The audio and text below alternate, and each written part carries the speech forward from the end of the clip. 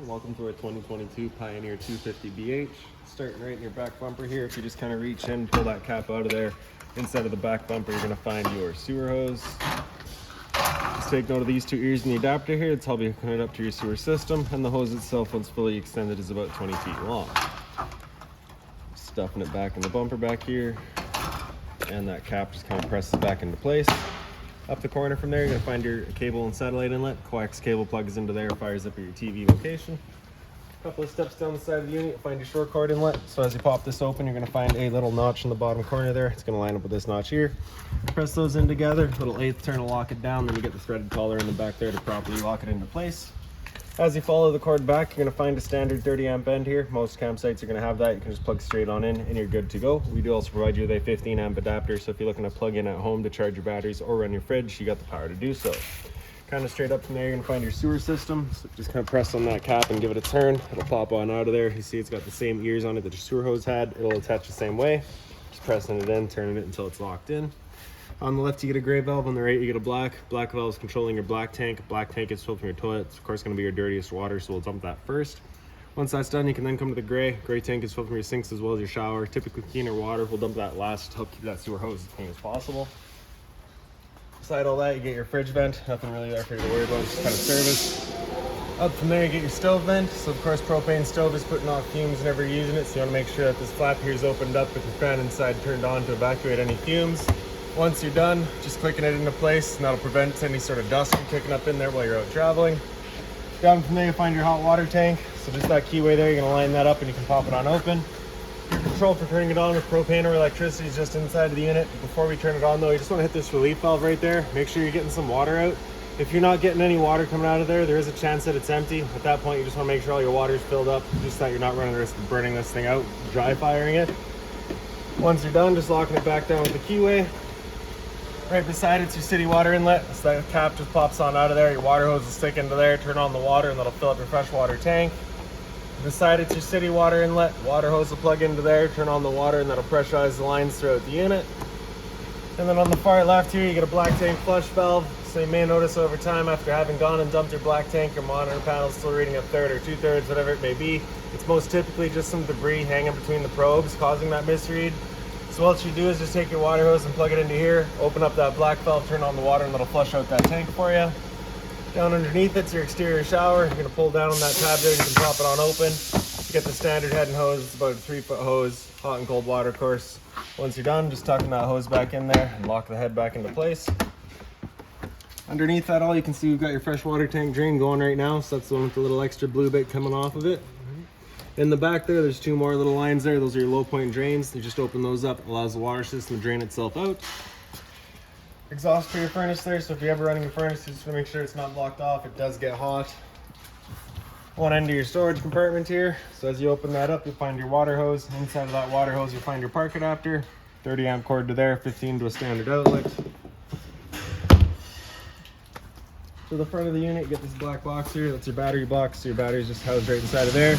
As long as you're plugged into that short cord in the back or your 7-pin into your tow vehicle, that battery is charging for you. These two knobs there, if you loosen those off, you can open up this flap and get to your propane tanks. For the video, I'll just pull this right off though. We can show you this changeover in the front. So it's currently green and pointing over here, so it's letting us know we've got propane and we're running off of this tank. If it were to go red while you got this tank open, it's letting you know you no longer have any propane. At that point, just flip over to the other side, run off of that tank while you get the other one filled. In front's your power tongue jack. Up is up, down is down. Light switch on the right.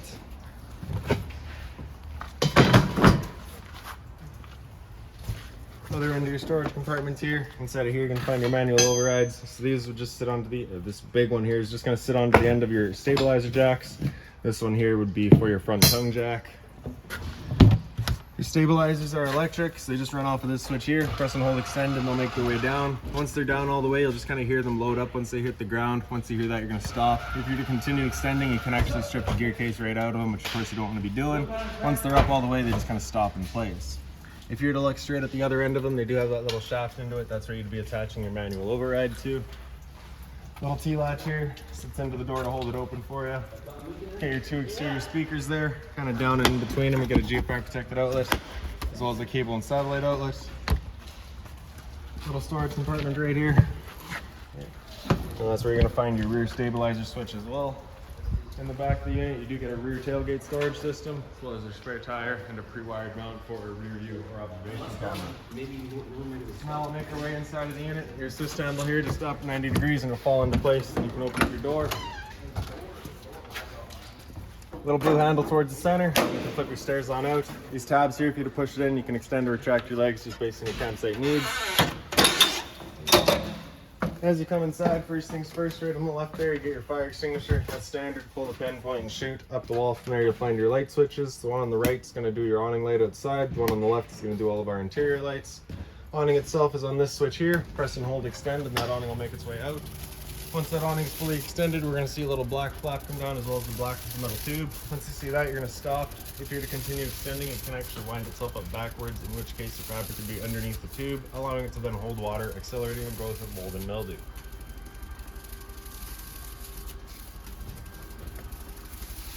There's the flap, there's the tube, so we'll stop right there. Now if it were to start raining, it's of course going to hold some water anyways, so what you can do is grab either arm, front, or rear. You're just going to pull straight down on it, and you can see that changes the pitch of the awning out at the head, allowing water to then run off. Now if you like that angle better because it does give you more shade, you can do the same thing with the arm up front. Before you bring it back in though, you just want to make sure these arms are back out straight and fully extended, just so you're not running the risk of bending them. Then we'll press and hold retract. The awning will make its way back in. Again, you're just watching to make sure that your fabric's over top of the tube. And the last thing to keep in mind with your awning is it does catch a lot of wind, so once you get up to about 15-20 kilometers an hour wind, you want to bring it back in, again, just so you're not running the risk of bending your arms.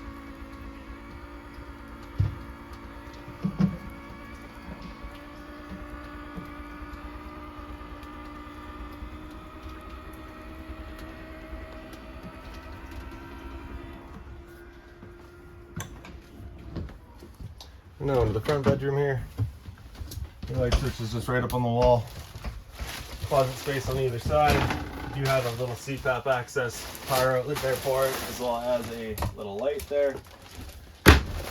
In the head of the bed is another little light. If we pick up the foot of your bed, you do get access to a little storage compartment. And this closet side here, same sort of CPAP access and the same light.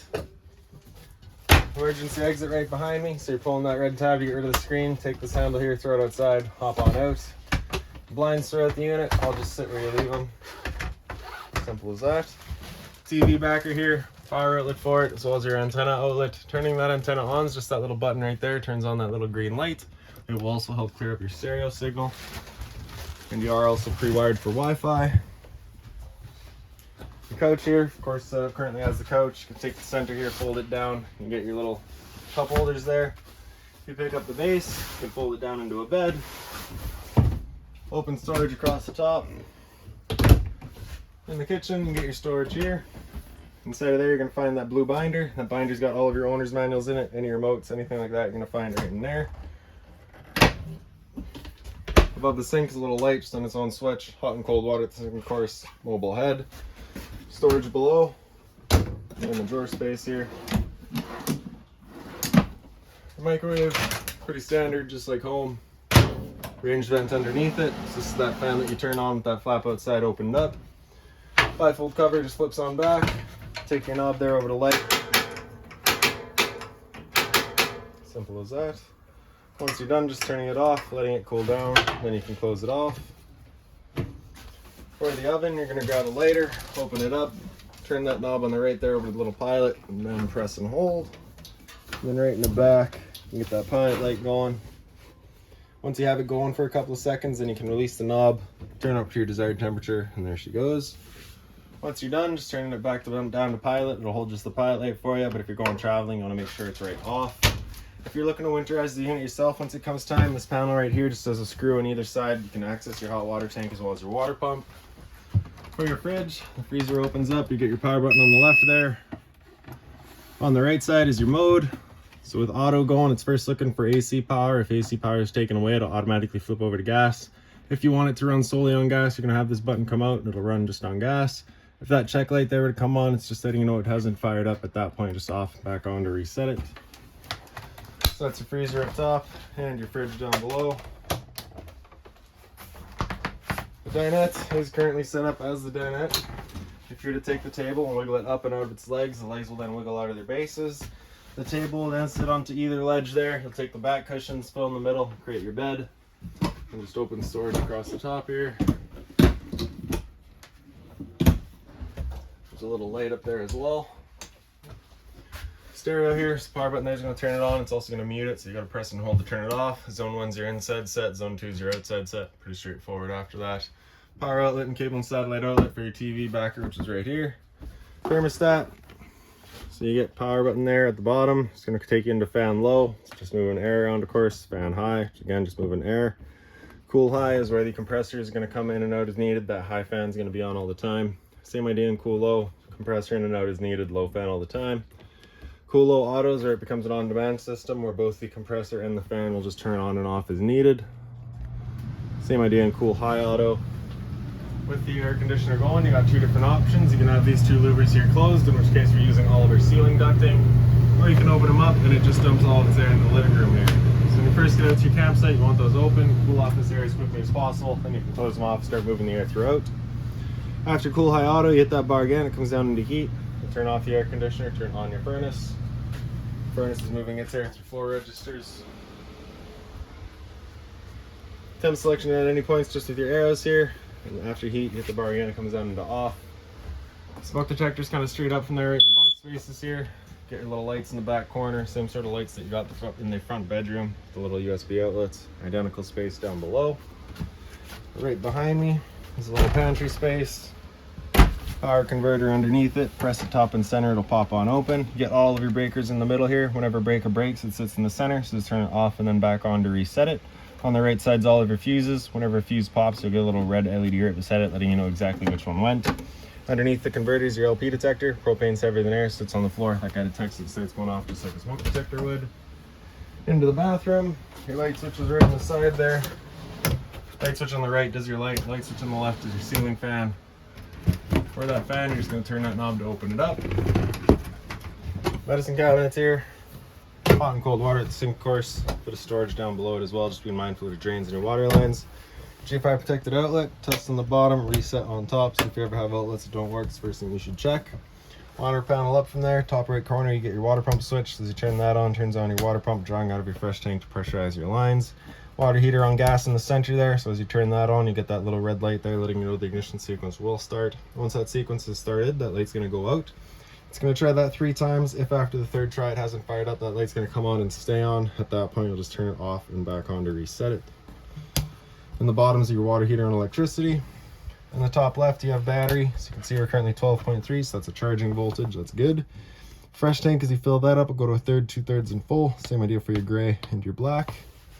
And behind me is just a shower. It's hot and cold water, of course, standard head and hose. And I do believe that's about it for this unit. So if you've got any other questions on it, please feel free to give us a call, 204-237-7272.